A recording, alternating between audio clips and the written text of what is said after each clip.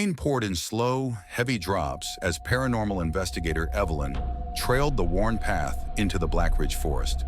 Her team, Daniel, her doubting brother, and Sophie, a historian, had pursued whispers of an abandoned villa that had never shown up on any map. Locals referred to it as Witherstone, but no one ventured to mention it after dark. They crept in just at dusk.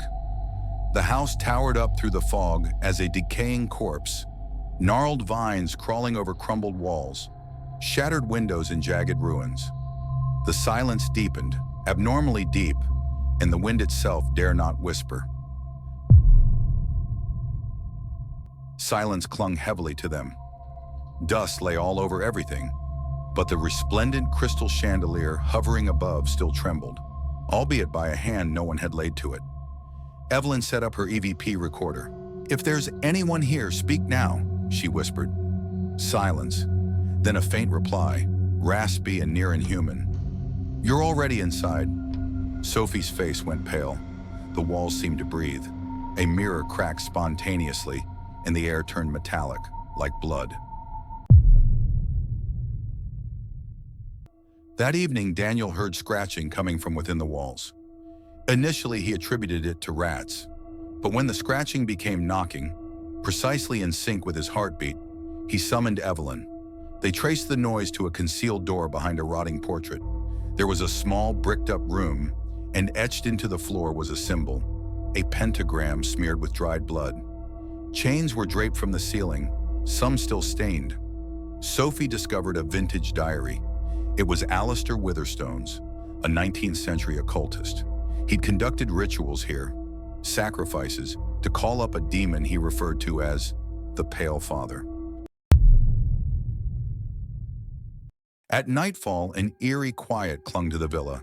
Mason's flashlight flickered, casting brief shadows that appeared to twitch and crawl. In the depths of the basement, under a moldy rug, they found a secret trapdoor with a rusty sigil etched into its wood. The same symbol Eleanor had drawn in her journal. With shaking fingers, Sophia pushed it open. A stench of decay rose like corruption sealed for millennia. The atmosphere shifted.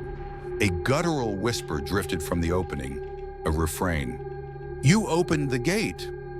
They went down into a room cut into the ground, full of symbols carved into dried blood. In the middle, a ring of child-sized skeletons encircled a demon idol, its eyes two burning embers. As Mason stepped forward, a searing agony coursed through his head. He shrieked, falling to the ground. His skin bubbled where he made contact with the circle. Eleanor dropped beside him, but something otherworldly beckoned her across the room. Her head slammed into the stone wall with a gruesome crack. Then there was the voice. Not human, not of this earth, talking in a language that chilled the very marrow in the soul. He convulsed as if something was taking up residence within him.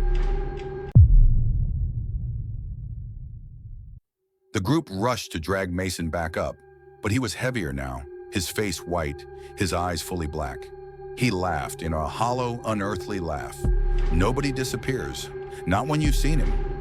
Sophia clutched a silver pendant that her mother had given her and recited an old prayer. Mason screamed out, kicking out in pain. For a fraction of a second, his eyes were normal. "It's inside me," he sobbed. "It's watching from the dark." And then it snapped again. A deeper, darker thing emerging, controlling him. They confined Mason to the upstairs study, locking the door. However, Eleanor's head injury was more severe. She was on the couch, disoriented, talking about a woman in the walls, identifying her. They heard scratching, not in Mason's room, but in the walls, and a human being crying beneath the floorboards. Sophia looked into a rusty old heating grill. One eye glared back and vanished. Eleanor, running a fever, bleeding, began to scribble on the walls. The same sigils as in the basement.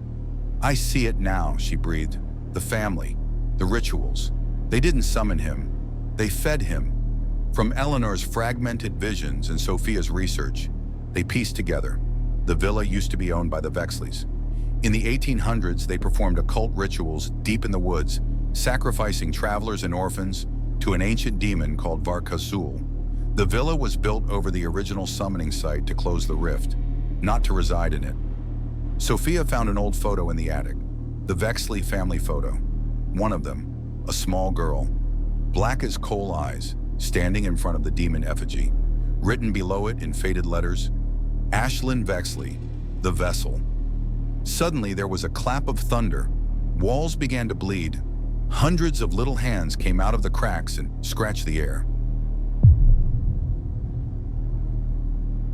Sophia ran to Eleanor's side, her body slack, breathing shallow.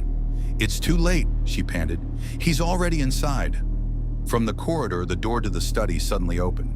Mason drifted there, suspended a bit in midair, arms extended. His skin was taut, something throbbing beneath. Sophia screamed.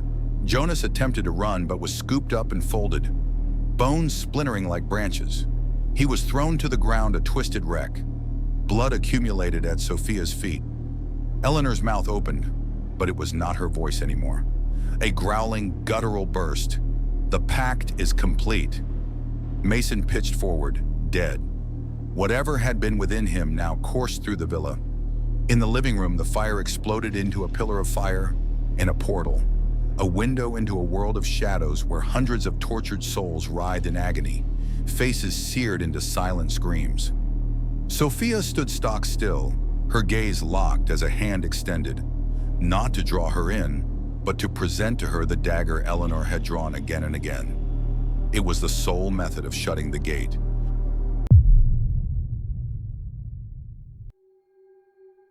Sophia understood. The vessel must die within the circle. Eleanor was beyond rescue. The demon had fully possessed her. Her veins were black, eyes were red, floating in midair.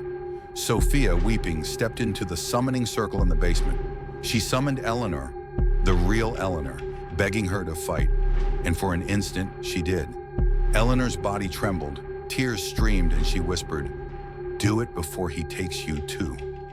With a cry of fury and grief, Sophia plunged the dagger into Eleanor's chest. The circle flared, the room shook in spasms, and the scream, inhuman and cosmic, resounded through the forest for miles. Then, silence. The villa began to crumble, Sophia stumbling out, ash and blood on her as the roof fell in. Behind her, the forest fell silent, but as the smokescreen cleared, a lone whisper drifted between the trees. Not sealed, only sleeping.